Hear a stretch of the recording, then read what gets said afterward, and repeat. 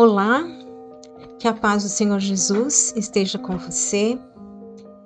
E hoje nós vamos continuar o episódio sobre a redenção, né? A parte 2 desse episódio. Esse episódio, a redenção, né? Como parte essencial do plano de Deus para a salvação, né? Do ser humano. Então, a redenção é algo estritamente necessário por conta da queda.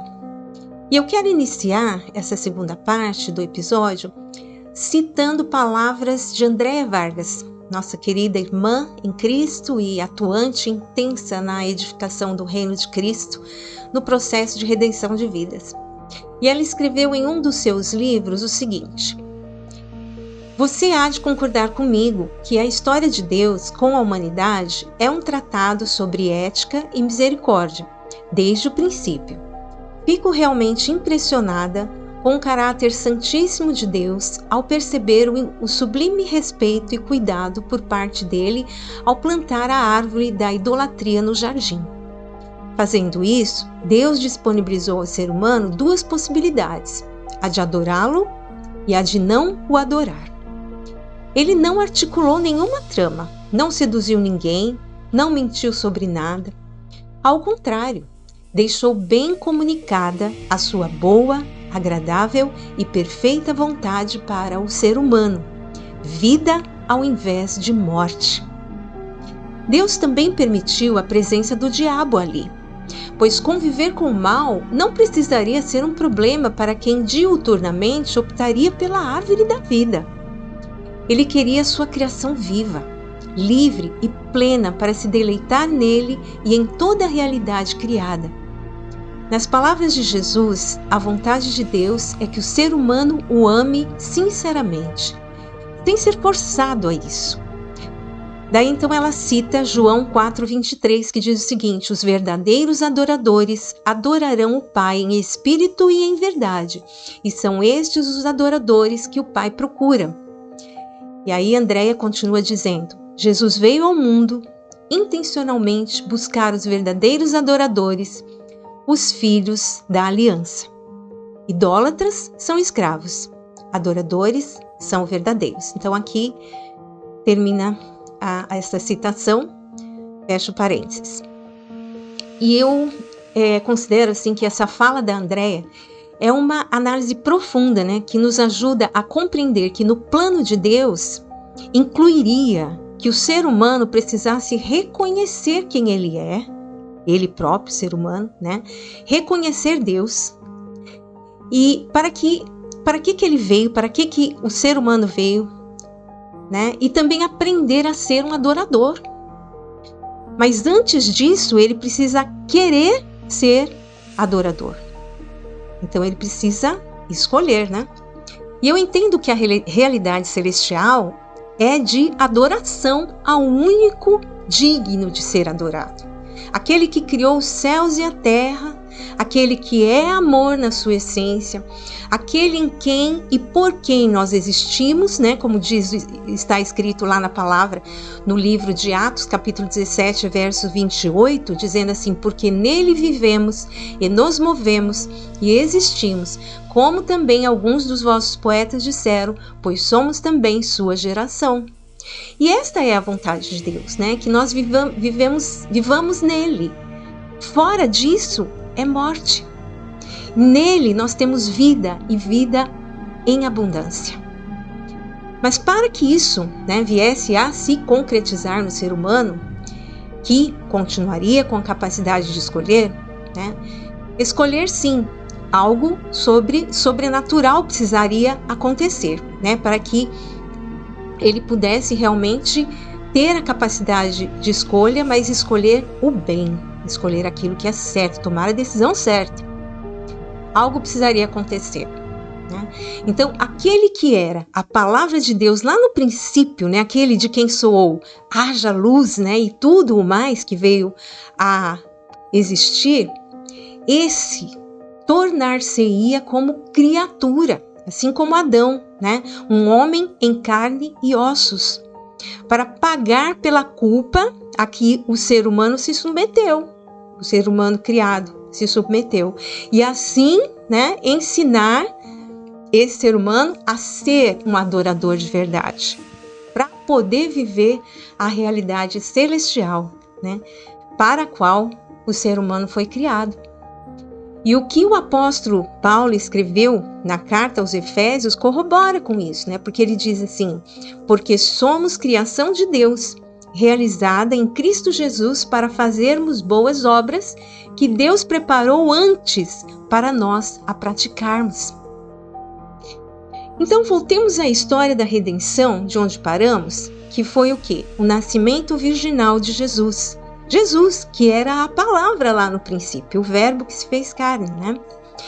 E aí nós terminamos a primeira parte desse episódio justamente com a narração, né, de Lucas sobre o nascimento de Jesus. Os evangelhos, eles contam, né, os principais feitos de Jesus, cada evangelista dando a sua ênfase de acordo com o que queria comunicar, né, com a sua intenção realmente de comunicar, de proclamar a respeito do seu mestre. E nós temos uma série, né, aqui no canal, em que nós estudamos o Evangelho de Jesus Cristo segundo o evangelista Marcos. Se você ainda não ouviu, eu quero te convidar a procurar depois, né, essa série no canal e ouvir e aprender mais ainda com Jesus, nos ensinamentos dele.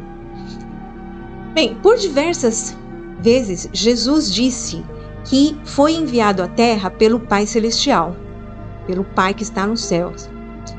Ele veio em carne, porém, ele recebeu em carne o Espírito de Deus para poder cumprir a sua difícil missão aqui na Terra. Porque ao vir ao mundo, o que aconteceu? Ele se destituiu da sua glória divina. Então, ele realmente precisava do auxílio do Espírito Santo para cumprir fielmente a sua missão. E desta forma, nós vemos nos evangelhos que, quando Jesus já era adulto, após ele ter sido batizado nas águas por João Batista, o Espírito repousou sobre ele em forma corpórea de uma pomba. E aí uma voz dos céus disse: este é o meu filho amado, de quem me agrado. Você pode conferir lá em Mateus capítulo 3, verso 17. E olha aqui, há centenas de anos atrás, o profeta Isaías, né, já tinha falado da parte de Deus sobre Jesus o seguinte: o Espírito do Senhor Deus está sobre mim, porque o Senhor me ungiu para pregar boas novas aos mansos, enviou-me a restaurar os contritos de coração, a proclamar liberdade aos cativos e a abertura de prisão aos presos, a apregoar o ano aceitável do Senhor e o dia da vingança do nosso Deus, a consolar todos os tristes, a ordenar acerca dos tristes de Sião que se lhes dê glória em vez de cinza, óleo de gozo em vez de tristeza, vestes de louvor em vez de espírito angustiado, a fim de que se chamem árvores de justiça, plantações do Senhor, para que ele seja glorificado. Isso está em Isaías capítulo 61, verso de 1 a 3. Então, no mover do Espírito Santo, Jesus começou a fazer essas obras. Quanta gente foi liberta, quanta gente curada, transformada, e tudo isso mostrando aos homens qual é a intenção de Deus para com a humanidade que ele criou. Né? Então, o povo de Israel, o povo judeu, aguardava isso. Mas não a maioria, né? Muitos aguardavam um reino terreno, aguardavam que o rei, que viria o Messias, mas ele viria como um rei normal, carnal, terreno, né? Somente para a dimensão terrena, mas muitos esperavam realmente alguém que viesse trazer algo muito mais para eles, né? E Jesus realmente veio cumprindo essa palavra, essa profecia de Isaías, né? A respeito dele. E aí, Jesus, né, veio, recebeu o Espírito Santo e começou a fazer maravilhas, né? curas, libertações, milagres, proclamação de uma palavra que eles nunca tinham ouvido, né, na vida deles, transmitindo paz. Mas ninguém seria obrigado a seguir Jesus, né? Na verdade, seguir a Jesus é resultado de uma escolha. Aliás, da melhor escolha que alguém possa fazer, não aquela como foi feita lá no Éden, né? Mas uma escolha como um reconhecimento de que o próprio Deus amou tanto os seres humanos que deu o seu Filho unigênito para se tornar um de nós, ser tentado, porém vencer a tentação e ser o nosso resgatador. E Jesus cresceu, né, sendo educado como um judeu, o seu pai terreno, José, marido de Maria, né, Maria, né, que cedeu o seu ventre para gerar Jesus Cristo, né, de uma forma maravilhosa.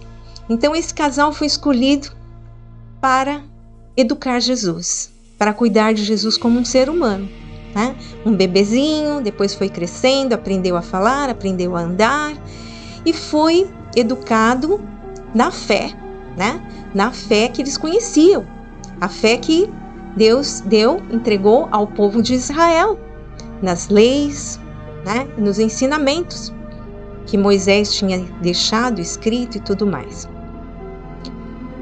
O pai de Jesus, terreno, e Maria, creio também, eram descendentes da tribo de Davi. Interessante, né? E esse Jesus era de fato quem? O descendente de Davi, que viria para assumir o reino eterno na terra, né? Aquele que foi prometido a Davi. Então, humanamente falando, Jesus é o descendente de Davi, mas ele veio do céu, da parte de Deus, né? Então foi gerado usando ali um óvulo, né? No ventre de Maria, e foi todo aquele processo, né, que um bebê, um ser humano surge, né, essa coisa maravilhosa da geração, da gestação, 9 meses, mas a fertilização foi feita de uma forma sobrenatural, pelo Espírito Santo. Tá? Bem, e nenhum outro homem na terra, em qualquer que fosse a geração, seria capaz o bastante de reinar sobre tudo e sobre todos, né? Porque esse rei deveria ser aquele que iria resgatar os seus semelhantes, né? E só Jesus, mais ninguém. Por isso que está escrito, né? E em nenhum outro há salvação, porque também debaixo do céu nenhum outro nome há dado entre os homens pelo qual devamos ser salvos. Isso está escrito em Atos, capítulo 4, verso 12. Por isso, então, não é legítimo nós buscarmos graça e salvação em seres humanos terrenos, né? Seres humanos comuns, por melhores que tenham sido seus testemunhos. Nem Maria, né? Aquela que gerou Jesus, nem os apóstolos, nem o pai de Jesus terreno, né? Nem os primeiros, os apóstolos foram os primeiros a seguirem Jesus, né? Nem os mártires, aqueles que não fizeram conta de suas vidas aqui na terra, em nome do testemunho de sua fé verdadeira, entregaram suas vidas por Jesus, né? Então, ninguém absolutamente teria as condições necessárias para ser intermediador entre nós e Deus. Só Jesus, né? Porque só ele podia realmente cumprir essa parte do plano, ninguém mais, né? Então, ele não sofreu apenas dores físicas quando foi torturado e pregado com pregos cravados em suas mãos e pés, né? Ele sofreu muita dor física, sim, e sofreu também uma dor moral, né? A vergonha quando foi despido e humilhado, cuspido, sofrendo tudo isso na frente de uma multidão, e isso tudo sem reclamar, quieto, como uma ovelha que é levada ao matadouro. Ele sofreu por demais ao ver a mão aliás, ao ver a mãe que gerou ele, a sua mãe, né, chorando ali diante da cruz, os seus amigos que até o abandonaram quando ele foi preso, ao ver o seu amigo Pedro, que negou Jesus quando confrontado pela criada da casa onde Jesus estava sendo julgado. E antes de tudo isso, ele sofreu uma profunda angústia quando ele orava lá no jardim do Getsêmani. Suou gotas de sangue, de tanta angústia que ele passava, né? E pelo que ia passar, e ele não podia falhar. Mas eu creio que o sofrimento chegou ao seu cume, sabe, ao seu auge, quando ele voluntariamente assumiu a culpa dos pecados de toda a humanidade sobre si. E não havia nada mais a acontecer do que o cumprimento da justiça. O pai teve de abandonar seu filho, e aí ele morreu ali na cruz. Entregou o espírito ao pai. Ele morreu, na verdade, a nossa morte, né? E que isso fique bem claro. Porque o Filho de Deus, Jesus, ele não tinha pecado algum dele, mas ele carregava pecados alheios, pecados de outros, da humanidade inteira. Não porque ele tenha sido obrigado a fazer isso, mas porque ele amou esses seres. Ele desejou que esses seres se tornassem seus irmãos, seus amigos, co-herdeiros do Pai com ele. Glória seja dada ao Santo de Deus, Jesus, o nosso Salvador. Bem, e aí depois que ele morreu, chegando nas partes mais baixas da terra, para onde iríamos todos nós, ele ali era o único que não tinha pecado dele mesmo. Então, tudo ali se estremeceu e tudo que estava ali teve que se submeter a ele. Tudo, Satanás, os demônios, enfim, tudo. A chave da morte foi tomada e agora os seres humanos podem reviver através dele e somente dele. Ele foi o único ser humano capaz de vencer a morte. E agora ele nos dá essa graça, né? Por meio da fé nele. Tudo o que precisamos fazer é o quê? Crer. Crer ao ponto de obedecer a ele, de nos sujeitarmos a ele. Não fazer como fizeram Adão e Eva lá no jardim. Aliás, eles receberam agora também essa dádiva, né? Que foi revelada lá no Éden, né? Diante de Adão, de Eva, da serpente, né? Quando o Senhor disse que viria um humano, né? Filho da mulher, que iria esmagar a cabeça da serpente. Então, naquele momento da história agora, quando Jesus morreu verdadeiramente, foi vitorioso, venceu a morte. Então, naquele momento da história em que Cristo foi fiel até a morte de cruz. Porque está escrito, né? Maldito todo aquele que for pregado no madeiro. Ele se fez maldição por nós e assim tirou de nós o castigo. O castigo que ele levou sobre si e nos deu em troca a paz. Naquele momento, ele esmagou a cabeça de Satanás. E ela continua esmagada para todo aquele que crê que Jesus é seu único e suficiente Salvador e é Senhor de sua vida. Então, diante dessa realidade, tanto histórica como espiritual, eu pergunto, como não crer? Só quem estiver com a sua mente dominada pelo engano, como se deixaram dominar Adão e Eva lá no Éden. Como não crer? Como não receber Jesus? O escritor da carta aos Hebreus, ele compreendeu isso muito bem, porque ele escreveu assim: como escaparemos nós se negligenciarmos tão grande salvação? Essa salvação, primeiramente anunciada pelo Senhor, foi-nos confirmada pelos que a ouviram.